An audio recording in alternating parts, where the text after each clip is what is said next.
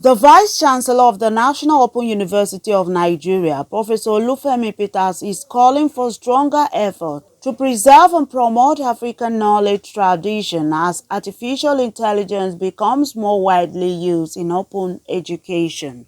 Professor Peters made the call at a two-day regional workshop on open education resources in the age of artificial intelligence held in Abuja. Represented by the Deputy Vice Chancellor Academics, Professor Chiedu Mafiana, the VC said AI has the potential to transform the development of digital learning materials, but warned that cultural and ideological diversity must be protected.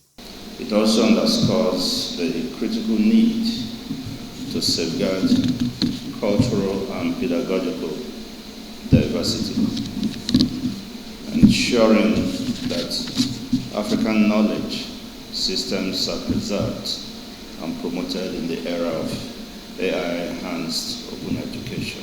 Earlier, advisor on higher education at the Commonwealth of Learning, Professor Jane-Frances Agbu, said the workshop aimed to review the current state of OER practice in the region, identify new opportunities, and assess both the risks and emerging best practices introduced by AI in the creation and sharing of open educational resources. Not only through our long-standing work and mandate, but as a strong collaborative leader.